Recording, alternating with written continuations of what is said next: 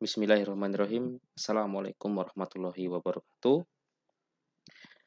Video ini merupakan video yang akan menjelaskan mengenai riset-riset kesehatan, terutama pada bidang kesehatan masyarakat.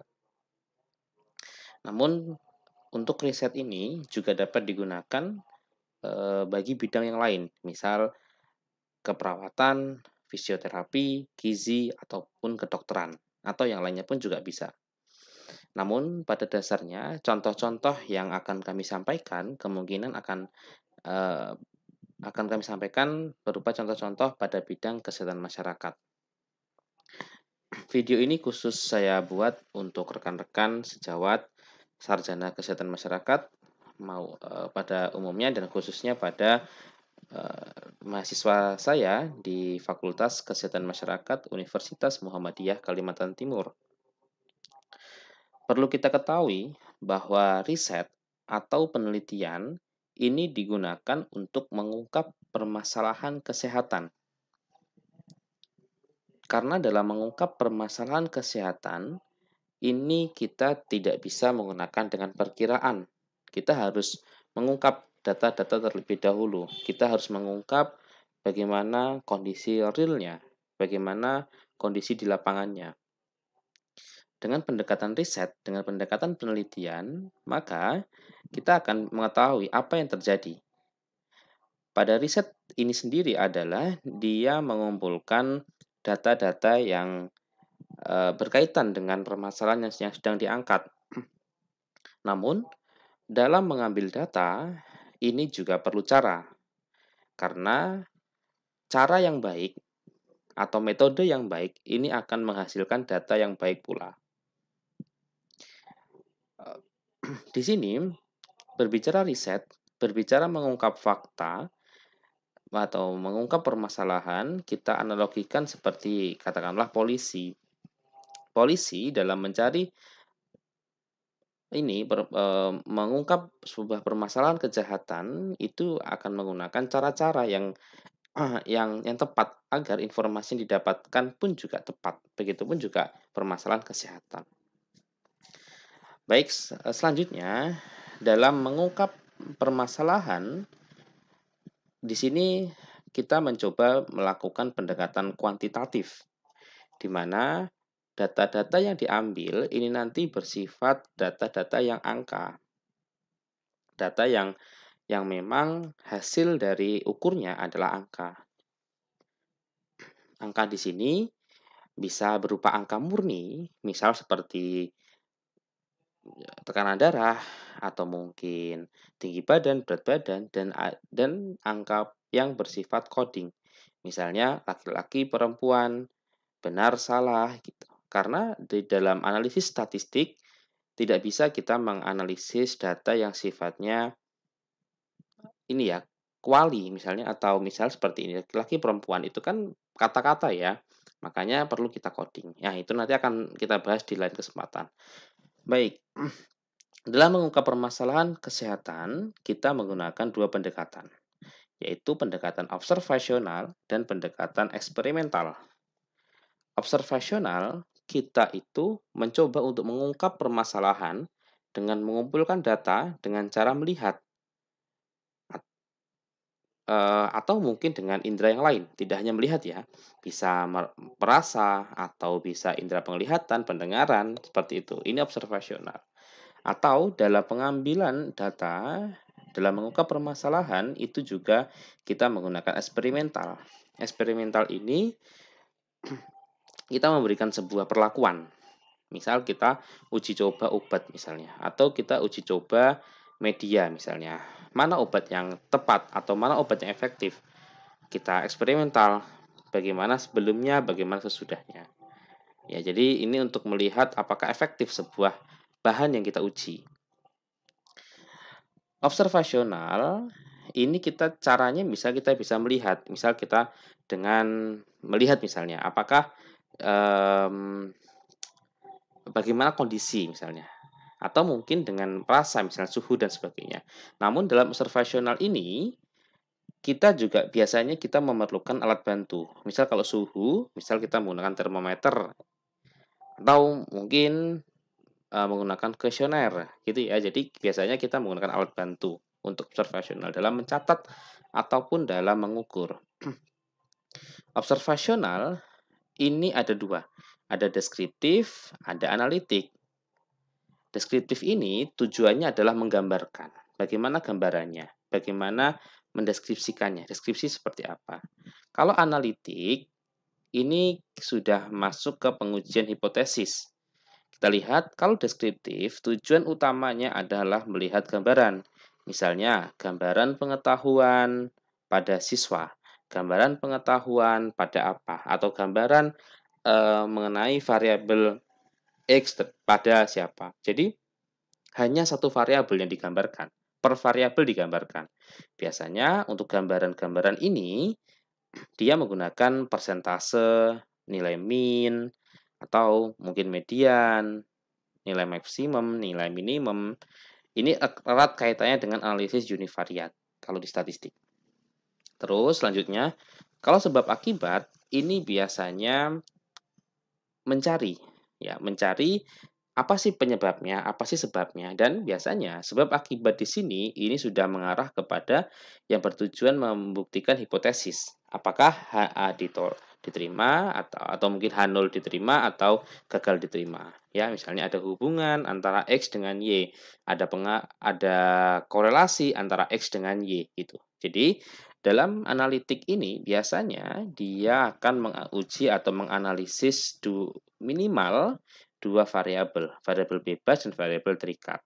Itu ya, itu tujuannya. Oke, kita ke sini dulu, ke eksperimental. Eksperimental ini adalah ada intervensi. Dia melihat apakah ada pengaruh ya atau mungkin efektivitas gitu. Ini biasanya seperti ini. Jadi dapat disimpulkan biasanya kalau dari judul saja, judul skripsi atau yang lain, kita bisa melihat oh ini desainnya apa. Misal ada hubungan, berarti ini analitik nih, observational analitik. Ada gambaran, nah berarti observational deskriptif gitu ya. Jadi seperti itu. Kalau ada pengaruh atau mungkin efektivitas, nah ini eksperimental. Oke, selanjutnya deskriptif. Deskriptif ini contohnya case series. Case series ini kita mengumpulkan permasalahan. Biasanya case series ini dikumpulkan secara kontinu per bulan, per hari gitu ya. Misal kasus demam berdarah per bulan seperti apa gitu ya. Nanti dilihat tuh setiap bulannya atau setiap harinya bagaimana trennya. Ini case series. Jadi pengumpulannya secara kontinus. Atau case report. Kalau case report ini biasanya hanya mengumpulkan jika ada permasalahan saja. Jadi tidak dikumpulkan secara kontinus. Bedanya kalau case series dia kontinus atau dia terus menerus, tapi kalau case report tidak. Ketika ada case saja. Atau mungkin ketika misalnya ingin menggambarkan kasus misalnya BBLR atau berat badan lahir rendah pada bayi di mana. Udah gitu aja. Jadi hanya melaporkan kasus saja. Selanjutnya deskriptif, ini ada koseksional, ada case control dan cohort. Nanti akan saya jelaskan ya di bawah ini. Eksperimental ada dua ya. Di sini ada true eksperimen dan quasi eksperimen. Bedanya apa? Kalau true eksperimen, eksperimentalnya atau intervensinya atau penelitiannya biasanya dilakukan di laboratorium. Nah, di laboratorium ini biasanya variabel pengganggu ini bisa kita kontrol. Misalnya, saya ingin suhunya sekian, hanya 15 derajat Celcius. Ya udah, kita bisa atur. Sekian saya mau tikus saya disuntik dengan dosis sekian. Jadi kita bisa atur tuh. Tapi kalau kuasi eksperimen ini biasanya karena keterbatasan pada etik biasanya dilakukan di masyarakat. Misalnya, kalau kita ingin melakukan efektivitas media terhadap peningkatan. Terus kita tinggal tuh misalnya kita ukur sebelumnya hari ini, terus sesudahnya 10 hari lagi. Kita bisa nggak memastikan bahwa 10 hari lagi itu dia meningkatnya pengetahuan itu gara-gara media kita? Kan tidak bisa. Nah ini kuasi eksperimen. Nanti akan saya jelaskan di kemudian ya video yang lainnya ya, apakah apa kelebihan dan kelemahan true eksperimen dan kuasi eksperimen. Oke, sekarang saya jelaskan perbedaan antara cross-sectional, case control, dan cohort. Nah, cross-sectional ini khusus ya, dia bisa deskriptif, dia juga bisa analitik. Makanya ada sering deskripsi atau buku menyebutkan cross-sectional ini adalah desain penelitian deskriptif analitik gitu ya. Biasanya ada yang nulis tuh, deskriptif analitik cross-sectional gitu. Oke, sekarang kita selanjutnya adalah apa sih perbedaan antara cross-sectional, case control, dan cohort? Ini kita lihat ada sebab akibat di sini. Sebab akibat ini kalau di ilmu kesehatan masyarakat ini menjadi hal yang wajib ya untuk dibuktikan. Ada sebab akibat.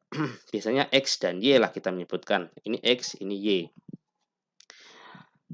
Nah, saat ini kita kondisi pada saat ini nih. Ini kita saat ini. Pada saat ini, kalau kita penelitian cohort, maka kita akan mengikuti waktu untuk melihat apa akibatnya. Saya ulangi, pada saat ini, ya, saat ini itu kita ingin pada posisi sebab ya. Jadi kita pada posisi sebab karena kita ingin melihat nih apa akibatnya. Ini kita menggunakan cohort. Cohort ini biasanya bisa 10 tahun, 5 tahun, atau tergantung ya, apakah penyakitnya ini jangka panjang atau jangka pendek. Kalau jangka panjang bisa saja 5 tahun, 10 tahun, begitu. Selanjutnya adalah case control. Case control pada saat ini kita sudah tahu nih akibatnya. Beda dengan tadi ya, kalau cohort kita tahu nih apa sebabnya. Misalnya merokok nih, kita lihat 5 tahun mendatang apa akibatnya. Apa bisa bisa jantung koroner atau bisa diabetes dan sebagainya. Tapi kalau untuk case control saat ini kita sudah mengetahui apa akibatnya. Jadi kita tahu akibatnya apa. Misal saat ini kita tahu nih bahwa ada kasus nih penyakit jantung koroner. Oh, yang itu sakit jantung, itu tidak sakit jantung gitu ya. Maka kita ingin cari tahu nih apa sebabnya. Ya, apa sebabnya? Berarti kita menggunakan case control. Jadi apa bedanya? Kalau cohort kita mengetahui siapa yang merokok. Kita mengetahui siapa yang terpapar. Ya, kita tahu kelompoknya, mana terpapar, mana tidak terpapar. Tapi kalau case control kita di awal tahu dulu nih, siapa yang sakit, mana tidak sakit. Mana yang sakit jantung, mana tidak sakit jantung. Kita lihat ke belakang untuk mencari penyebabnya. Tapi kalau cohort, saat ini kita tahu siapa yang merokok, siapa yang tidak merokok. Kita ikuti berjalannya waktu bertahun, misalnya 5 tahun, kita cari apa akibatnya, itu ya. Beda lagi sekarang kalau cross-sectional. Cross-sectional pada saat ini kita tidak tahu apa yang akibatnya. Contoh kayak tadi misalnya. Saat ini kita tidak tahu nih siapa yang merokok, siapa yang nggak merokok. Terus saat ini pula kita juga tidak tahu apa akibatnya, siapa yang sakit jantung, tidak sakit jantung. Maka pada saat itu juga pada penelitian cross-sectional kita mengambil kedua data itu. Jadi kita terjun ke lapangan, kita ambil dua data itu. Merokok, kita cari infonya. Kita cari info apakah Bapak merokok pada saat ini, gitu ya. Atau mungkin apakah dalam beberapa tahun terakhir Bapak merokok. Terus akibatnya juga atau variabel akibat juga kita ambil. Bapak apakah punya penyakit riwayat penyakit jantung misalnya begitu. Apa buktinya gitu ya. Jadi kalau konseksional kita belum mengetahui siapa yang sakit, siapa yang nggak sakit dan siapa yang eh, merokok atau tidak merokok atau paparan atau tidak terpapar gitu. Jadi kita masih masih buta nih ketika di lapangan, kita nggak tahu siapa siapa yang sebab mana akibat. Sehingga biasanya cross-sectional ini dia disebut disebut dengan penelitian satu waktu. Satu waktu itu dalam waktu yang sama kita bisa harus mengambil dua variabel, sebab akibat. Kita ambil bersamaan. Itu adalah cross-sectional. Namun, ini banyak kelemahan ya cross-sectional itu, makanya kalau secara hierarki, cross-sectional itu dia yang paling rendah. Karena kita tidak bisa membuktikan sebab akibat. Karena waktunya tadi ya, satu waktu kita nggak tahu mana sebab mana akibat. Beda dengan cohort. Kalau cohort kita betul-betul berangkat dari sebab untuk mencari akibat. Tapi kalau cross-sectional, kita tidak bisa berangkat dari mana-mana, kita di tengah-tengah. Jadi cross-sectional itu hanya menggambarkan kondisi pada saat ini saja. Tapi datanya itu masa lalu. Jadi banyak kelemahan kalau cross-sectional ya. Jadi tidak bisa membuktikan real sebab akibat, hanya asosiasi saja, hubungan saja. Baik, mungkin sekian video dari saya. Semoga bermanfaat dan dapat menjelaskan secara rinci. Saya akhiri, assalamualaikum warahmatullahi wabarakatuh.